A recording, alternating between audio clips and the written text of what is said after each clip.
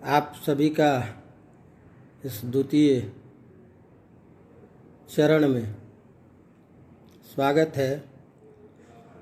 और आज एक नए विषय को लेकर के कुछ चर्चा प्रारंभ करेंगे और वो नया विषय है वाक्यपदीयम। इस ग्रंथ के बारे में कुछ चर्चा और छात्रों के लिए जो उपयोगी चीज़ है अध्ययन की दृष्टि से, परीक्षा की दृष्टि से, उन विषयों को लेकर के चर्चा करेंगे। हालांकि ये ऐसा ग्रंथ है जिस ग्रंथ को हाथ लगाना, इस पे बोलना, इसकी चर्चा करना सामान्य बात नहीं है। लेकिन मैं इसलिए भी नहीं डरता हूँ कि जब तक चर्चा नहीं करेंगे तब तक विद्वान लोग कैसे कहेंगे कि ये गलत किया है, ये सही किया है। इसके ऊपर में चर्चा तो हो। इस गलत सही के माध्यम से ही सबके सामने में विषय तो उपस्थापित हो। इसलिए ऐसे विषयों को जो केवल औपचारिक मात्र के लिए ही अध्ययन अध्यापन में रहता हुआ भी छात्रों के समक्ष उपस्थित होता है, तो ऐसी स्थिति में ये आवश्यक है कि उस विषय विशेष की गंभीरता तक ले जाने के लिए छात्रों को सहज भाव से उस प्रकृत विषय को पहले अवगत कराया जाए और उसके प्रति एक ऐसी रुचि हो, धारणा हो, जो वह स्वतः उसको पढ़ने के लिए प्रवृत्त हो। और जब वह प्रवृत्त होने लगे तब धीरे धीरे उसकी गहराइयों तक उसको पहुंचाने का प्रयास हम सभी अध्यापक को करना चाहिए। तो ऐसी स्थिति में वर्तमान परिप्रेक्ष्य में, अभी प्रकृत प्रसंग में मेरा मूल ध्येय एक बार तो ये है कि पहले इन सारे विषयों को अच्छी तरह से एक बार समझा जाए। कहानी के तौर पर जो हमारा अवधेय है, ध्येय है, जो चिंत्य है, जो हमारा विशेष प्रयोजन वाला है, उसको साफ साफ समझ लें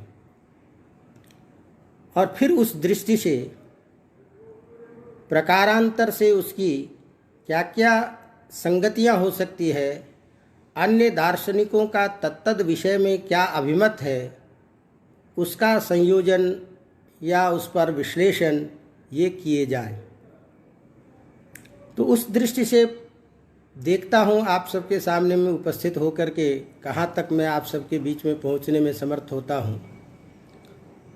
तो उसी दृष्टि से हम चर्चा प्रारंभ करते हैं। और ये ध्यान में रखिए कि ये वाक्यपदीयम ही व्याकरण का एक ऐसा ग्रंथ है जो व्याकरण को दर्शन की श्रेणी में, दर्शन की स्थापना में अपना सर्वप्रथम महत्वपूर्ण योगदान देता है। यूं कह लें कि व्याकरण को दार्शनिक सिद्धांतों का प्रतिपादक होने का यदि कोई सिद्धांत है, यदि कोई शास्त्र है, तो वो शास्त्र वाक्यपदीयम ही है। और वह दर्शन पक्ष की क्यों आवश्यकता हो गई, व्याकरण के दार्शनिक पक्षों का विवेचन करना क्यों आवश्यक हो गया, यह भी अवधेय है। कि हम सीधा सीधा ये जानते हैं कि हमारा जो परम पुरुषार्थ है वह मोक्ष है। अंतिम पर्यवसान हमारे प्रयोजनों में मोक्ष पर हम सभी जाकर के टिकते हैं। और वह मोक्ष जो है, उस मोक्ष के स्वरूप को प्राप्त करने के लिए दार्शनिकों के बीच में अलग अलग सिद्धांत हैं। उन सिद्धांतों में चाहे दुख की आत्यंतिक निवृत्ति हो जाना ही मोक्ष है, चाहे परम तत्व का साक्षात कर लेना ही मोक्ष है, या परम तत्व के साक्षात्कार करके उन्हीं में समाविष्ट हो जाना ही मोक्ष है। जो भी है मोक्ष, अंततः हमें अंतिम पुरुषार्थ को प्राप्त करना, ये समस्त दार्शनिकों का, समस्त भारतीय सिद्धांतों का सिद्धांत रहा है। ऐसी स्थिति में व्याकरण मोक्ष किसे कहे, व्याकरण में मोक्ष की अवधारणा क्या है, इस चीज को जब विचार किया गया तो भगवान पतंजलि जगह जगह अपने महाभाष्यों में इन शब्द तत्व के बारे में निर्देश करते हुए इसकी व्यापकता और इसी से समस्त अर्थभाव का बोध होना, समस्त चराचर जगत का प्रकाश रूप में प्रकाशित होना, उसके अस्तित्व का बोध होना, ये जगह जगह भाष्यकार निर्देश करते हैं। अब उन निर्देशों को, भाष्य की बातों को समझने का सामर्थ्य सामान्य व्यक्ति को तो होगा नहीं, तो सबसे प्रथम ब्याडी ने 1,00,000 श्लोकों का एक संग्रह ग्रंथ उन्होंने महाभाष्य के तत्वार्थ को लेकर के निकाला और उसमें उन सारे पक्षों को स्थापित करने का प्रयास किया। और वह जो ब्याडी का जो लक्ष्य संग्रह है, या संग्रह नाम का जो ग्रंथ है जिसकी भाष्यकार जगह जगह चर्चा करते हैं, संग्रहे तावत एतत् परीक्षितम, संग्रहे तावत एतत् उक्तम, संग्रहे तावत नित्य शब्द पर्यायवाची, इस प्रकार की जगह जगह के सिद्धांतों पर, उन सारे तत्वों के बारे में, शब्द तत्व का जो स्वरूप और शब्द तत्व के अधीन जो समस्त इस जगत की प्रक्रिया को उन्होंने अनुस्यूत किया जगह जगह पर में, उन सारे सिद्धांतों को एकत्रित करके निचोड़ के रूप में उसी में समस्त चीजों का बोध, सत्ता, अवसान, सारी चीजें उसी में देखे जाने के कारण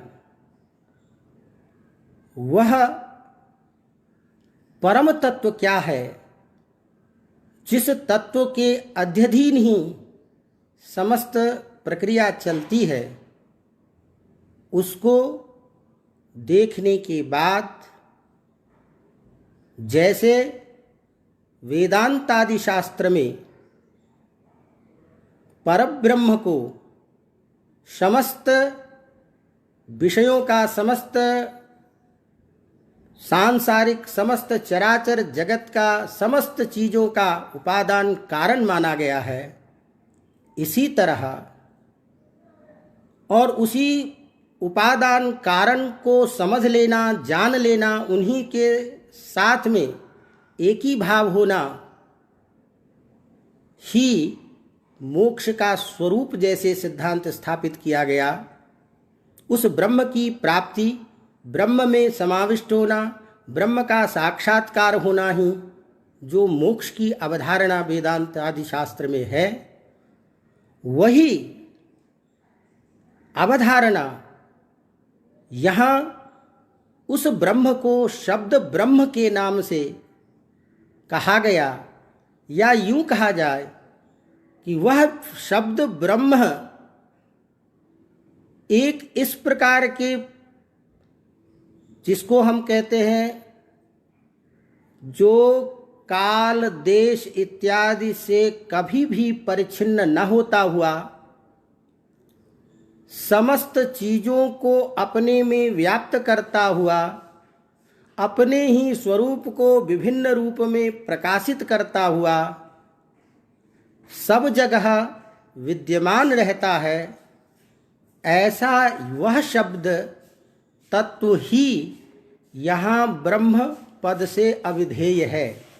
और उस ब्रह्म का स्वरूप बोध हो जाना, ब्रह्म का साक्षात्कार हो जाना ही व्याकरण में मोक्ष की अवधारणा और मोक्ष को प्राप्त करना कहा गया है।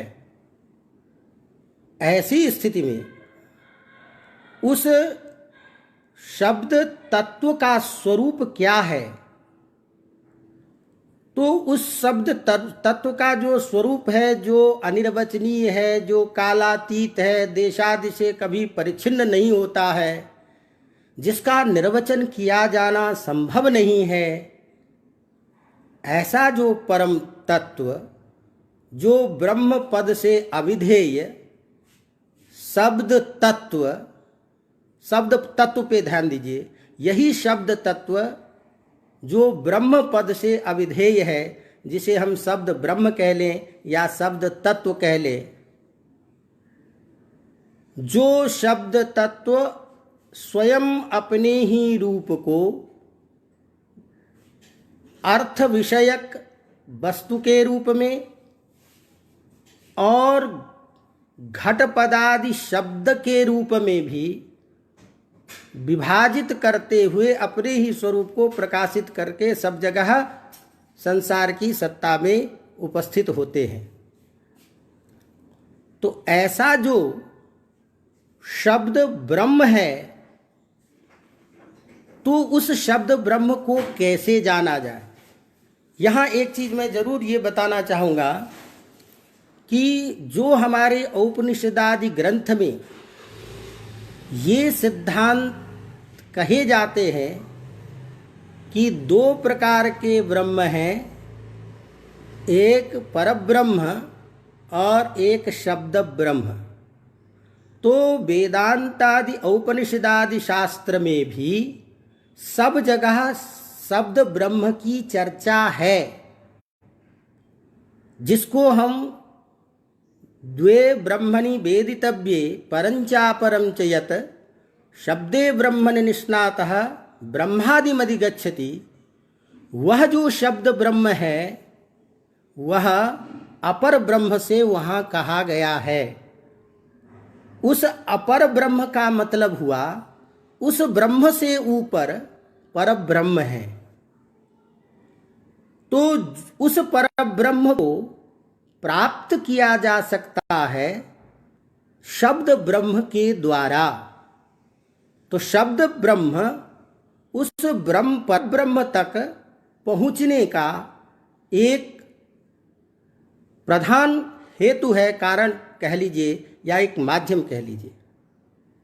लेकिन वह शब्द ब्रह्म हमारे वैयाकरणों के सिद्धांत में मैं जहाँ तक समझता हूँ कि वह शब्द ब्रह्म अभिप्रेत नहीं है भर्तृहरि को, क्योंकि यह जो शब्द ब्रह्म है यह स्वयं ही पूर्ण ब्रह्म के अधिष्ठान, पूर्ण ब्रह्म के रूप में यहाँ प्रतिपादित है, जिनसे ही समस्त सृष्टि की सत्ता विवर्त रूप में प्रतिभाषित होती है। तो हमारा यहाँ जो ब्रह्म शब्द ब्रह्म है, वही शब्द ब्रह्म परब्रह्म के रूप से यहाँ हम उसका निर्वचन करेंगे इसीलिए थोड़ा सा इसको अलग करके रखा जाए वेदांत आदि। परब्रह्म से भिन्न जो अपर ब्रह्म शब्द ब्रह्म आदि से अभिहित है, वह शब्द ब्रह्म और ये भर्तृहरि का शब्द ब्रह्म, दोनों में कुछ अंतर है। पहले इस चीज को तो अच्छी तरह से विभाग कर दिया जाए, तभी हमारा जो यह ब्रह्म है, इस ब्रह्म की समस्त चीजों के उपादान कारण होने का जो स्वरूप है वो सिद्ध होगा। अन्यथा तद ब्रह्म से भिन्न ब्रह्म की सत्ता मानने पर इससे जो समस्त जगत की प्रक्रिया मानते हैं, उस प्रक्रिया का कारणभूत उपादान कारण वो ब्रह्म होगा। अतः हमारे भर्तृहरि द्वारा वैयाकरण संप्रदाय में जो स्वीकृत शब्द ब्रह्म है, वो स्वयं में पर ब्रह्म है, स्वयं में ही शब्द ब्रह्म है, जो ब्रह्म से परे कुछ और है ही नहीं। जो ब्रह्म स्वयं देश कालातीत सबका उपादान है, उनसे ऊपर की और कोई सत्ता नहीं है। हम उस ब्रह्म की बात करने जा रहे हैं यहाँ पर, जिस ब्रह्म का ज्ञान होना ही मोक्ष की प्राप्ति है, या हमें चरम अवसान जो प्रयोजन है उसको उस रूप में देखने की एक दृष्टि है।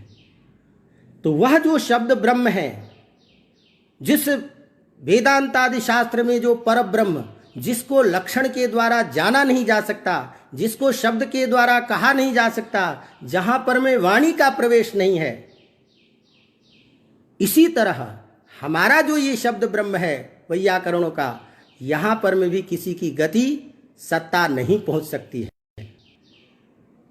फिर ऐसी हम उस ब्रह्म का ज्ञान कैसे करें? तो उस ब्रह्म को के सत्ता को, उसके स्वरूप को ज्ञान कराने के लिए भी शब्द के अतिरिक्त और कोई साधन नहीं है। या उसको यूं कह लें, वह जो परब्रह्म है, वह परब्रह्म अपने स्वरूप को शब्द और अर्थ के रूप में ही प्रकट कर लेता है। तभी उस शब्द और अर्थ के द्वारा उस ब्रह्म का बोध हमको हो सकता है। यदि हम वहां इस तरह की बात अपन करें, तो फिर उस शब्द ब्रह्म और उन ब्रह्म पर ब्रह्म में दोनों का एकाकार है, और वह जो हमारा ब्रह्म है, यह ब्रह्म उसी रूप से होगा। तो इस ब्रह्म को या किसी भी पर ब्रह्म को, किसी भी चीज को प्रतिपादित करने के लिए शब्दातिरिक्त और कोई सत्ता नहीं है। और बिना किसी भी पदार्थ का, वस्तु का, ब्रह्म का, किसी का भी ज्ञान जब तक आचार्यों के द्वारा, ऋषियों के द्वारा, महर्षियों के द्वारा नहीं कराया जाएगा, तब तक बोध कैसे होगा? और उसका ज्ञान शब्द के अतिरिक्त कराने का और कोई साधन है नहीं। इसीलिए प्राप्त अनुभव के आधार पर आचार्यों ने उन ब्रह्म को जानने के लिए शब्द के माध्यम से तत्तद लक्षण बताते हैं। क्यों कि बिना लक्षण के उस ब्रह्म के, उस परम तत्व के स्वरूप को कोई ऋषि भी नहीं समझ सकते हैं, क्योंकि पृथक होने के कारण। तो इसलिए पृथक रूप में होने वाली, जो पृथक रूप से जिनकी सत्ता है, उस सत्ता का, तद भिन्न सत्ता का स्वरूप बोध कराने के लिए जब तक कोई स्वरूप तादृश नहीं, उसका बोधक कोई तत्व विशेष होगा, तब तक उस पदार्थ का ज्ञान नहीं होता है।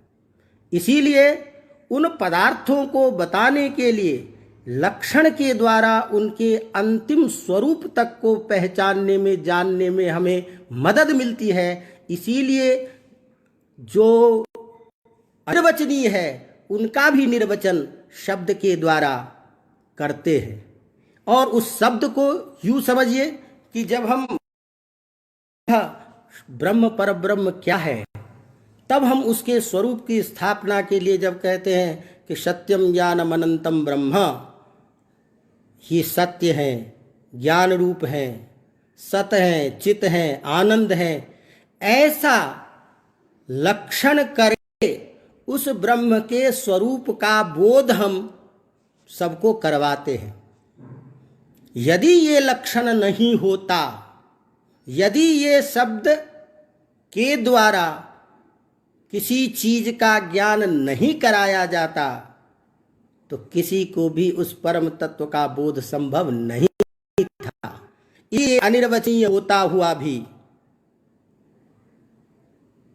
कालातीत देश इत्यादि से अतीत होता हुआ भी, जो इनसे अगोचर होता हुआ भी, उस परम तत्व को बोध कराने का यदि कोई एकमात्र साधन है किसी के पास, तो वह है उनके लिए प्रतिपादित लक्षण। इसीलिए उस लक्षण विशेष के द्वारा उस परम तत्व का ज्ञान कराया जाता है। लक्षणेन तु सिद्धांतानाम अंतम याति विपश्चितः। विद्वान से विद्वान आदमी भी किसी परम तत्व को प्राप्त कर सकते हैं उस लक्षण के माध्यम से। इसीलिए लक्षण बनाना जरूरी होता है। तो हमारा जो यह ब्रह्म है, वैयाकरण के सिद्धांत में, वैयाकरणों के यहाँ जो जिस ब्रह्म अनिर्वचनीय ब्रह्म की बात करते हैं, जिसका साक्षात्कार ही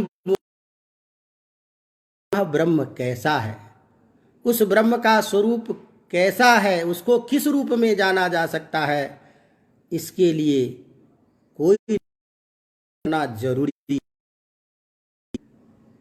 और उस लक्षण के द्वारा हम उस तत्व विशेष का प्राप्त कर रहे हैं, तो वह लक्षण शब्दात्मक ही होगा।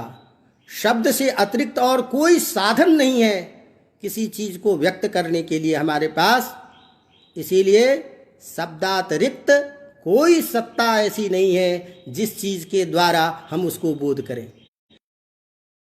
है ज्ञान ही शब्द है, अर्थ रूप है, जो आपके स्वरूप में दिखाई दे रहा है, अकचट तप, यह भी उसी शब्द का स्वरूप है। सब जगह शब्द का ही स्वरूप है। यह शब्द का जो स्वरूप दिखाई देता है, चाहे वो वेदादि शास्त्रों के द्वारा शब्द हो, जो भी शब्द हो, वही ज्ञान के रूप में जो सिद्ध शब्द है, उसी सिद्ध का विवर्त रूप, उसी ब्रह्म का विवर्त रूप ये प्रतिभाषित हो रहा है। तो इसका भी लक्षण करना पड़ेगा, और लक्षण के द्वारा भी इस ब्रह्म को हम समझ सकते हैं।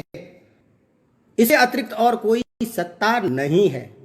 अतः उस स्वरूप को समझने के लिए लक्षण बनाया जाता है।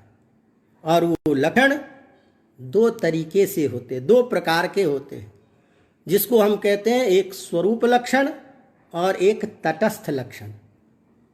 तो जो लक्षण उनके स्वरूप में अंतर्निहित होता है, स्वरूप को बताता है, स्वरूपे सन्निविष्टं यल् लक्षणं भवति तद्भवति स्वरूप लक्षणम, जो उनके स्वरूप को, स्वभाव को उसके प्रकाशित करता है, ऐसा जो लक्षण विशेष होता है वो स्वरूप लक्षण है। तो ये जो हम भगवान का, परब्रह्म का स्वरूप कहते हैं, ये वो कैसे है? तो सत है, चित है, आनंद है, यह उनका स्वरूप लक्षण है। वो इसी स्वरूप में है, सत्य रूप में है, ज्ञान रूप में है और चित रूप में है। तो सत चित आनंद के रूप में जो है वह उनका स्वरूप में अविभाषित हो रहा है, स्वरूपत्वेन उसका बोध हो रहा है। इसीलिए स्वरूप लक्षण के द्वारा उनके स्वरूप को बताया जाता है। और एक ऐसा लक्षण जो स्वरूप को नहीं, उनके कार्य की दृष्टि से, उनकी व्यापकता की दृष्टि से, उनके अनंत ऐश्वर्य की दृष्टि से, स्वरूप को छोड़ करके जो लक्षण होता है उसी को कहते हैं हम तटस्थ लक्षण। जैसे उसी परब्रह्म का यह संपूर्ण संसार विवर्त रूप में प्रतिभाषित हो रहा है, समस्त संसार की सृष्टि, उत्पत्ति, विनाश करने का सामर्थ्य जिसमें है वो ब्रह्म है। यह जो ब्रह्म का लक्षण है, ये तटस्थ लक्षण है।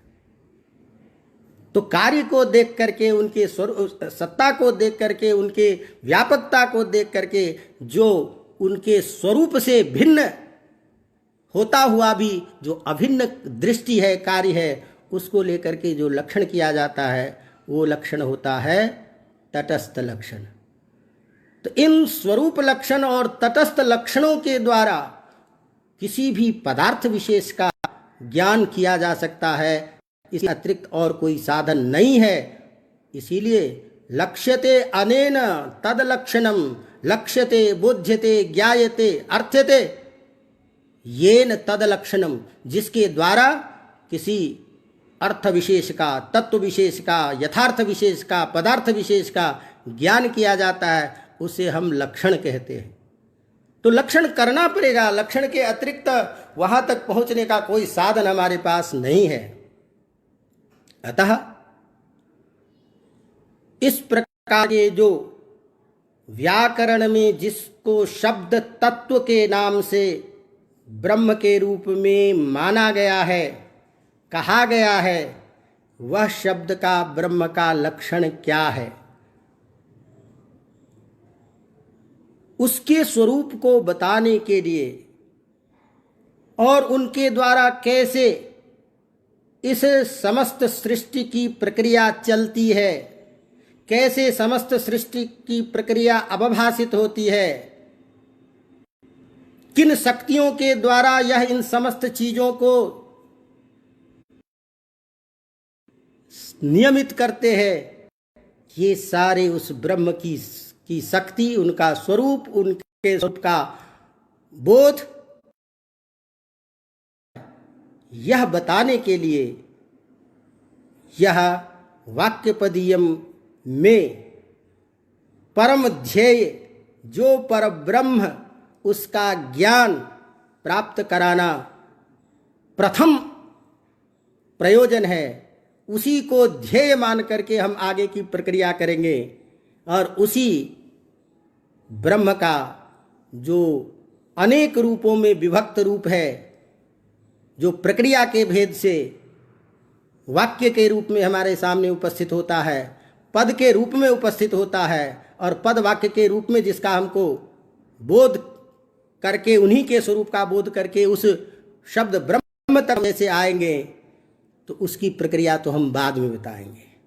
तो उन सारी चीज़ों के व्याकरण के दर्शन पक्षों को लेकर के वाक्यपदीयम नाम का जो यह ग्रंथ आचार्य भर्तृहरि ने समस्त दर्शन सिद्धांतों को व्याख्यायित करते, समस्त अन्य दर्शनों के सिद्धांतों के साथ समन्वय और उसकी चर्चा करते हुए, उसके गुणावगुण का विचार करते हुए इन महान ग्रंथ का प्रणयन किया, जो 3 भागों में, 3 कांडों में विभक्त है, जिसकी चर्चा हम नहीं करेंगे। लेकिन इस ग्रंथ का नाम क्या रखा? वाक्यपदीयम। अब वाक्यपदीयम नाम है इसका, और नाम से क्या बोध हो रहा है कि इसमें वाक्य की चर्चा होगी, इसमें पद की चर्चा होगी। तो वाक्य और पद को लेकर के जिसकी जहां चर्चा की गई है, तादृशा ग्रंथ विशेषा वाक्यपदीयमिति। इसीलिए नामकरण से ये तो बोध हो रहा है कि यह वाक्य का प्रतिपादक ग्रंथ है, वाक्य का निर्वचनक ग्रंथ है, ये पद का निर्वचनक ग्रंथ है। लेकिन और वाक्य और पद का निर्वचन क्यों करें? वाक्य और पद का निर्वचन उस शब्द तत्व को जानने के लिए करेंगे। तो शब्द तत्व का ज्ञान करना है तो वाक्य का निर्वचन करना पड़ेगा, पद का निर्वचन करना पड़ेगा। तो वह जो पद और वाक्य के रूप में समस्त प्रसृत है संसार, जो व्यापकता वेदादि शब्दों के द्वारा है, तो हमारा वेदादि शब्द का व्यापक रूप में है, जो दिखाई देता है, जो प्रत्यक्ष है, जो समस्त शास्त्रों में कार्य करता है, तो वह उसी ब्रह्म का विवर्त रूप है, जो सब जगह दिखाई देता है सत्ता। तो उसी का जो व्यापकता है, उसका निर्वचन हम वाक्य और पद के द्वारा करेंगे। तो मुख्य प्रतिपादक जो विषय है हमारा वो है, लेकिन उसके माध्यम से ब्रह्म तक जाना है। तो यदि हम स्वरूप ही जिसको लक्ष्य करके हम वाक्य और पद की व्याख्या करेंगे वही स्वरूप हमारे सामने नहीं आए तो ये आप कर क्यों रहे हैं, इसका कोई प्रसंग नहीं दिखता। इस बात को ध्यान में रखते हुए भी उस वाक्य कांड से पहले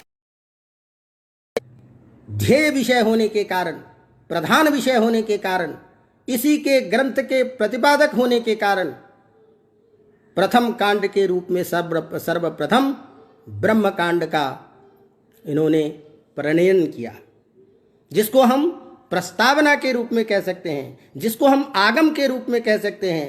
जो हमारे व्याकरण का आगम, जो ब्रह्म शब्द, ब्रह्म की सत्ता को स्वीकार जिसमें किया गया है, जिसका स्वरूप निर्वचन, कार्य निर्वचन, उनकी महिमा, उनकी व्यापकता, उनके भेद, कैसे का क्या उनका स्वरूप है, समस्त चीज़ों का एक समस्त आकलन करके उनके सारे रूप को बोध कराना पहले आवश्यक है। ये प्रस्तावना के रूप में प्रथम, या जैसे महाभाष्य का जो प्रथम पसान्निक है वह एक प्रस्तावना के रूप में उसी शब्द तत्व के बारे में विश्लेषण करने के लिए, शब्द तत्व के स्वरूप को उपस्थापित करने के लिए कहा गया है। इसी तरह के संरचना के आधार पर ही, उसी क्रम विशेष को ध्यान में रखते हुए ही महाभाष्य के अनुगामी होने के कारण यहाँ भी प्रस्तावना के रूप में ब्रह्मकांड प्रणयन है। तो इसीलिए वाक्यपदीयम के नाम की भी चर्चा होती है, क्योंकि नामगत शब्द का जब अर्थ है तो वाक्यम च पदम च इति वाक्यपदे तयो अधिकृत्य, उन दोनों को अधिकृत करके जो कृतो ग्रंथ किया गया ग्रंथ है वह है वाक्यपदीयम। चर्चा भी होती है कि अब वाक्यपदीयम में वाक्य शब्द का प्रयोग आपने पूर्व में क्यों किया, क्यों कि लघ्वक्षरम पूर्वम, पद शब्द का प्रयोग पद पहले है चाहिए। कहा नहीं, अभ्यतत्वात्, हमारा प्रधान क्या है, वाक्य है, क्योंकि वाक्य नेव लोके अर्थबोधकत्वम, वाक्य स्फोटो मुख्य, वाक्य ही मुख्य है, क्योंकि समस्त अर्थ की सत्ता वाक्य के द्वारा ही बोध होती है। इसीलिए ये तो पद आदि के जो केवल विवरण है, विवरण वाक्यार्थ को बताने के लिए किया जाता है। यह तो शास्त्र की प्रक्रिया के लिए पद का, वर्ण का अलग से अलग प्रयोग किया जाता है। हमारा तो अंतिम तात्पर्य अखंड वाक्यार्थ बोध में है, और वही वाक्यार्थ बोध ही, वाक्य ही हमारा प्रधान है। इसीलिए अभ्यर्हित होने के कारण वाक्य शब्द का प्रयोग किया। और इसीलिए तो नागेश भट्टादि भी क्या क्या कहते हैं, वाक्य स्फोटो मुख्य तेर तत्व तेरेव लोके अर्थबोधकत्वात्, वही अर्थ का विषय होता है। आचार्य भर्तृहरि स्वयं के में वाक्य स्फोट का जब निर्णय करने जा रहे हैं तो सबसे पहले वही भर्तृहरि की कारिका को लेकर के पदे न वर्णा विद्यन्ते वर्णेषु अवयवा न च इत्यादि करके वाक्यात् प्रभेदो अत्यंतम न इत्यादि, माने वाक्य की सत्ता को भी वहाँ प्रतिष्ठापित किए हैं। इसीलिए हमारे वाक्यार्थ प्रधान है, हमारा सारा अन्वय बोध वाक्य के द्वारा होता है, अर्थ की प्रतीति वाक्य के द्वारा है, इसीलिए वाक्य प्रधान है। और इस वाक्य की प्रधानता होने के कारण इसको अभ्यर्हित मान करके प्रथम प्रयोग करके इस वाक्य पदीयम का ग्रंथ निर्वचन किया गया। और उस वाक्य और पद के निर्वचन से पूर्व, वाक्य और पद का निर्वचन जिसके लिए कर रहे हैं, वह जो परम ध्येय है ब्रह्म का ज्ञान, वह ब्रह्म का ज्ञान और उस ब्रह्म के स्वरूप का बोध कराना प्रथम हमारा लक्ष्य विषय है। इसीलिए उसको सर्वप्रथम रखते हुए आगम कांड के रूप में इस ब्रह्म कांड का स्वरूप उपस्थापन हुआ। और जहाँ उस शब्द ब्रह्म के लक्षण को स्वरूप लक्षण के द्वारा, तटस्थ लक्षण के द्वारा, मंगलाचरण से ही उस ब्रह्म का प्रारंभ करते हुए स्वरूप बोध कराने के लिए वाक्यपदीयम की ये कारिका प्रवृत्त होती है। अनादि निधनम ब्रह्म शब्द तत्वम यदक्षरम विवर्ततेर्थ भावेन प्रक्रिया जगतो यतः। तो हम सबसे नाम लेकर के ब्रह्म के स्वरूप को मंगलाचरण के रूप में भी यहाँ उपस्थापित करते उस ब्रह्म की सत्ता का बोध करने जा रहे हैं। तो वह ब्रह्म का निर्वचन, वह ब्रह्म हमारा जो प्रतिपाद्य है, उसी का ध्यान करना चाहिए। उसी के ध्यान से तो ग्रंथ निर्वचन है का जो ये स्वरूप है कि ग्रंथादो मंगलम आचरित, ग्रंथ के आदि में मंगलाचरण होना चाहिए, वह मंगलाचरण के रूप में इस प्रतिपाद्य जो विषय है उसी को उपस्थापित करते हुए उन्हीं के लक्षण के साथ यहाँ पर मैं सारी ग्रंथ का प्रणयन और ग्रंथ की चर्चा प्रारंभ करते हैं। तो वह जो ग्रंथ का जो प्रारंभ करते हैं, उस ग्रंथ के प्रारंभ में जैसे कि दोनों प्रकार के लक्षणों का समावेश कर रहे हैं। जैसे सत्यम ज्ञानम अनंतम ब्रह्म इत्यादि के द्वारा ब्रह्म के स्वरूप के बोध कराने के लिए स्वरूप लक्षण दिया गया, इसी तरह हमारा जो शब्द तत्व है, जो शब्द तत्व ही शब्द ब्रह्म के नाम से अभिहित है, शब्द तत्व कह लीजिए, शब्द ब्रह्म कह लिए, एक ही चीज है। वह शब्द तत्व कैसा है? तो अनादि निधन है, अक्षर है। तो अक्षरम अनादि निधनम ब्रह्म वर्तते इदम शब्द तत्वम। यह जो हमारा शब्द तत्व है यही ब्रह्म है, ये अनादि निधन है, ये अक्षर है, ये उस शब्द ब्रह्म का स्वरूप लक्षण है। ये स्वरूप है उनका, हमारे शब्द ब्रह्म का अनादि निधन है। ये इस अनादि निधन के द्वारा उस परम ब्रह्म का जो सत स्वरूप है, उसी सत स्वरूप का यहां प्रतिपादन कर रहे हैं कि जिसमें आदि और निधन, जन्म और मरण का कोई संबंध नहीं है। तो आदि और निधन इन दोनों से जो रहित है वही तो है अनादि निधन। आदिश्च निधनम च इति आदि निधने, आदि निधने नास्ति यस्मिन तत् अनादि निधनम। मैंने आदि और अंत, अनादि और निधन, आदि और निधन। आदि का मतलब जन्म, अर्थात जिसको हम न्याय की भाषा में कहते हैं, जिसमें प्राग अभाव न हो, प्रध्वंसाभाव न हो, जिसके पहले भी कभी अभाव बोध नहीं था, तो जो हमेशा रहेगा उसकी उत्पत्ति कैसे? उत्पत्ति तो उसकी होगी, आद्यत्व तो उसमें रहेगा जिसकी सत्ता पहले ना हो। तो आदित्व का व्यवहार वही होगा जिसके पूर्व क्षण में जिसका अर्थबोध ना हो, लेकिन पूर्व के क्षण में भी जिसका कभी अभाव नहीं था, और जिसके ध्वंस के बाद में जो होने वाला अभाव है, ये अभाव भी कभी नहीं आ सकता। ऐसा जो प्राग अभाव, प्रध्वंसाभाव का जो अप्रतियोगी होता है वही नित्य होता है, वही जन्म मरण से मुक्त होता है। तो तस्मात् किसी भी काल में वह जो कभी व्यवचरित नहीं होता है, इत्यादि हम चर्चा करेंगे। तो पहला जो विशेषण दिया, ये विशेषण न आदि निधने यस्य तत् अनादि निधनम एवं भूतम ब्रह्म एतेन किं ज्ञायते तत् ब्रह्म सत वर्तते। यह सत का जो स्वरूप है कि जो कभी भी किसी भी काल में, किसी भी देश में, कभी भी जिसका कभी अभाव बोध नहीं होता हो, ऐसा यह जो शब्द ब्रह्म है, इसकी भी सत्ता का कभी अभाव नहीं होता है। इसमें जन्म मरण इत्यादि का कोई धर्म नहीं है, और जन्म मरण यदि नहीं है तो वही सत पदार्थ है। तस्मात् सदात्मक सत्स्वरूपात्मकम इदम शब्द तत्वम वर्तते। इस तरह से उत्पत्ति और विनाश को विशेषण के रूप में, उसके अभाव को विशेषण के रूप में दे करके उस ब्रह्म को सत्य के रूप में, नित्य के रूप में प्रतिभाषित बोध कराने के लिए, तो हमारे शब्द ब्रह्म का जो स्वरूप है वो नित्य स्वरूप है। क्यों नित्य स्वरूप है? कि जन्म मरण इसका क्यों नहीं होता है? क्योंकि जन्म मरण तो उसका होगा जो सावयव होगा, जो परिच्छिन्न होगा किसी चीज से, किसी देश और काल से जो परिच्छिन्न होता है, जो सावयव होता है, अवयव से युक्त होता है, उसी का जन्म और मरण होता है।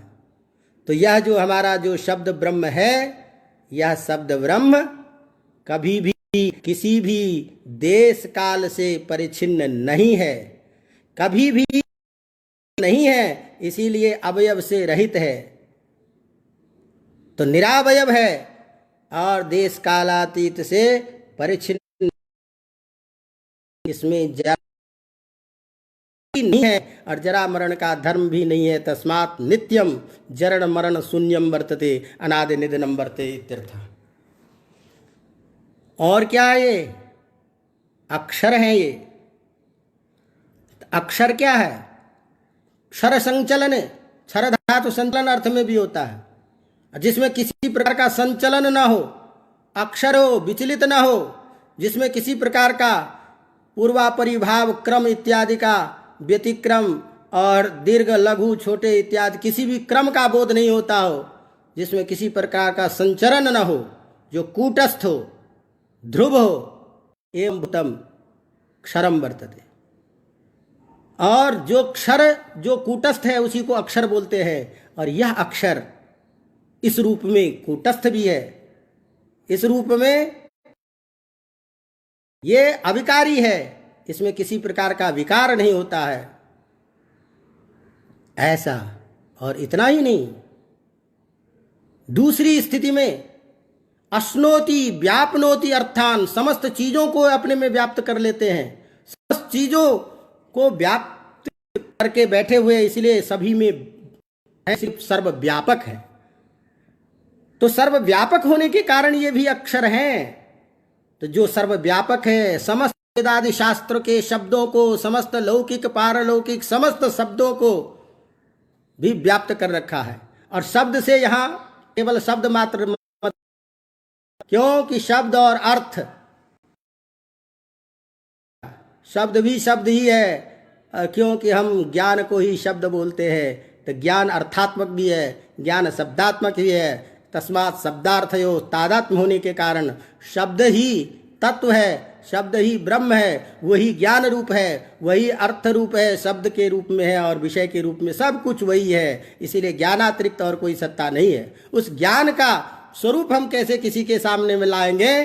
तो उसको बताने के लिए शब्द अपने ही स्वरूप को विवर्त रूप में, इस रूप में घटपटादि के रूप में बोध करता है, जिसकी चर्चा हम करेंगे बाद में। लेकिन अभी हम बात करें जो शब्द वेदांत आदि में परब्रह्म से बोध होने वाला है, वही हमारा यहाँ परब्रह्म से बोध होने वाला जो ये शब्द ब्रह्म है, उसकी बात चल रही है। तो ये व्यापक है। इस व्यापक को बताने के लिए इसमें किसी प्रकार का विकार नहीं है, इसमें किसी प्रकार का की हलचल नहीं है, किसी प्रकार के इसमें स्वरूप में किसी प्रकार के विपरिणाम नहीं होता है। इस बात को बताने के लिए अक्षर दिया है। और तीसरा विशेषण दिया क्या? ब्रह्म, स्वयं ब्रह्म का विशेषण है। तब ब्रह्मयति पालयति नियमयति, ये सबको नियमित भी करता है, सबका पालन करता है। तो सृष्टि स्थिति रूप में सबका नियामक भी है। तो समस्त सृष्टि का संहार भी इसी में होता है, समस्त सृष्टि का आविर्भाव भी इसी से होता है। तो समस्त प्रकार की जगत की प्रक्रिया का अंतिम पर्यवसान भी इसी में, और आविर्भाव यह सब करता है, व्याप्त करता है, इसीलिए सबको पालन भी करता है। इसीलिए ये क्या है? ब्रह्म है। तो इस प्रकार से जो समस्त को व्याप्त कर रखा हो, जो समस्त को नियंत्रित करता हो, जो किसी भी प्रकार से विचलित नहीं हो, नित्य हो, ऐसा जो ज्ञान रूप शब्द तत्व, शब्द एव तत्वम, वही शब्द ही उस रूप में है, तत्व ब्रह्म इति। यो कि शब्द तत्वम और शब्द दोनों एक ही, दोनों में भिन्नता कहीं बोध न कर लें, इसीलिए शब्द तत्वम को शब्द ब्रह्म के नाम से ही जानते हैं। इसीलिए षष्ठी विग्रह करना उचित नहीं होगा शब्द से तत्वम, तब तो भेद अर्थ होगा। तस्मात् विग्रह करेंगे शब्द एव तत्वम। तो एवं शब्द रूपम। अब तत्व किसे कहते हैं? तत्व भी जानते ही अपन, भाई तस्य भावः तत्वम तद्धर्म, तो जिसका शब्द के ही स्वरूप में अर्थबोध है, अर्थ के रूप में, बोध के रूप में, वही शब्द तत्व है। तो ऐसा जो शब्द तत्व है, वही शब्द तत्व शब्द ब्रह्म से जाने वाला, कहा जाने वाला है। यह शब्द ब्रह्म का स्वरूप लक्षण है। इस शब्द ब्रह्म के स्वरूप लक्षण के द्वारा अब ये शब्द ब्रह्म से क्या होता है, उस बात को बताने के लिए नीचे की पंक्ति में लिखते हैं, अनादि निधनम ब्रह्म शब्द तत्वम यदक्षरम विवर्ततेऽर्थभावे यतः यतः यस्मात् शब्द ब्रह्मणः अक्षरात् अनादि निधनात् ब्रह्म रूपात् शब्द ब्रह्मणः जगतः सारी प्रक्रियाएं, संसार का सारा अर्थबोध, संसार की सारी गतियां, संसार का सारा नियम अर्थ भावेन, विषय भावेन विवर्तते, विवर्त रूप में प्रतिभासित हो रहा है। विवर्त रूप में, विवर्त सीधा सीधा मतलब ये समझ लीजिए कि जिसके में बोध होता हो उसी का नाम है विवर्त, और जिसका भिन्न रूप में स्वरूप दिखाई दे वो हो जाता है परिणाम। इसकी चर्चा करेंगे। तो यहाँ जल का जो बुलबुला है, अर्थात जो मूल तत्व है, रस्सी में सर्प की जो प्रतीति हो रही है, तो रस्सी ही अपने स्वरूप को सर्प के रूप में प्रतिभासित कर रहा है अज्ञानता के कारण।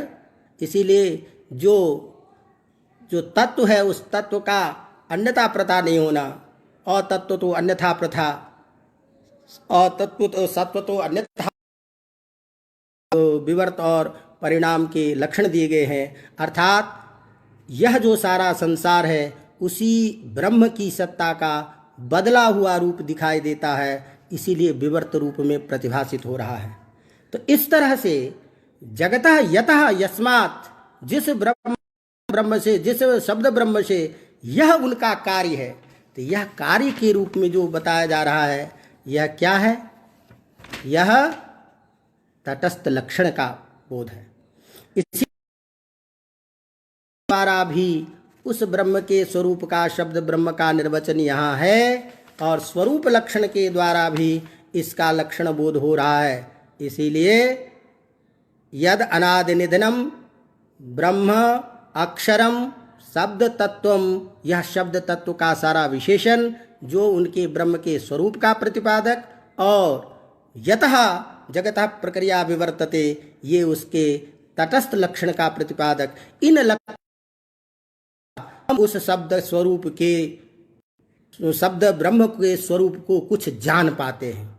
और जब इस प्रकार से जब हमारी प्रवृत्ति होती है तो उसका बोध तो वही योगी को ही होता है। तपः साधना से ही उस ज्ञान को, उस चीज़ को समझने का सामर्थ्य प्राप्त होता है। शब्द के प्रवचन मात्र से वो चीज़ें नहीं होती है, यही शास्त्रकारों का मत है।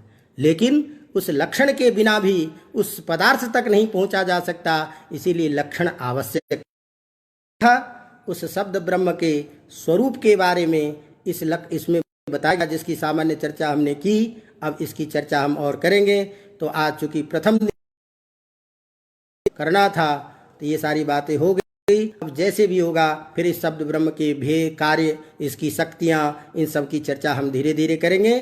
और इस श्लोक में भी जो भी चीज़ें आप लोगों को कुछ प्रश्नव्य होगा वो भी आप बताइएगा, उस हिसाब से चर्चा करेंगे। अनादि निधनम, हाँ केवल अनादि निधनम अक्षर समार्थकम किम इति, नहीं, अनादि निधनम यत् पदम वर्तते, अनादि निधन पद से तो केवल उनके नित्यत्व सत्तावान सर्वकालिक होने का बोध हो रहा है कि यह जो है सत्तावान है, इनकी सत्ता सब जगह रहती है, ये इनका कभी अभाव नहीं होता है। इसीलिए जन्म आदि मरण से धर्म नहीं है ये, इस बात अनादि निधन है।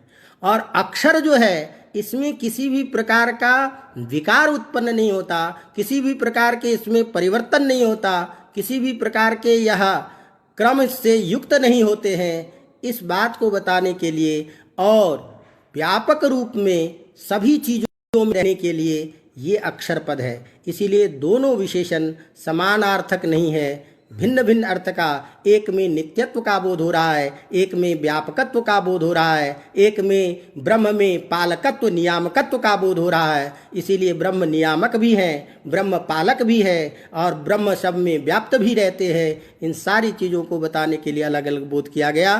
तो इस तरह से शब्द ब्रह्म के स्वरूप को थोड़ा सा हमने आपके सामने में रखा, क्योंकि आज प्रस्तावना के रूप में इस वाक्यपदियम के बारे में कुछ कहना था, इसकी चर्चा की। अब विशेष चर्चा हम करेंगे जब चर्चा प्रारंभ हो गया है, तो उस हिसाब से तो मैं समझता हूँ आज यहीं पर मैं इसको विराम दिया जाए। अब समय क्या हो गया ये मुझे पता नहीं, क्योंकि आज घड़ी नहीं है मेरे पास। फिर आगे की चर्चा इसी तरह से जारी रखेंगे और 10 श्लोक तक हम लगातार चलेंगे, क्योंकि हमारे सिलेबस में, आप लोगों के सिलेबस में 10 श्लोक तक लगातार है। उसके बाद हम फिर वही स्थागली पुला कन्याय से ध्वनि के भेद, शब्द का लक्षण इत्यादि जो आगे की कारिका में है, जो पूरे वाक्यपदियम हमारे आचार्य के बच्चों में सिलेबस में है, उसको लेते चल प्रधान चीज़ों की व्याख्या करते हुए आगे चलेंगे। तो फिर लेकिन आग्रह आप सबसे ज़रूर है कि आप लोग रहते हैं तभी कुछ बोलने का, पढ़ाने का मन भी करता है। तो इसीलिए आप लोग आएँ, स्वागत है। शेयर कीजिए, सब्सक्राइब कीजिए और भी बच्चे को आप जिससे प्रोत्साहन हो सके। और आप विद्वानों की उपस्थिति तो मैं अपने अहोभाग्य समझता हूँ अपने लिए। तो आप सभी को प्रणाम के साथ में मैं इसको आप सबसे विदा लेता हूँ। धन्यवाद।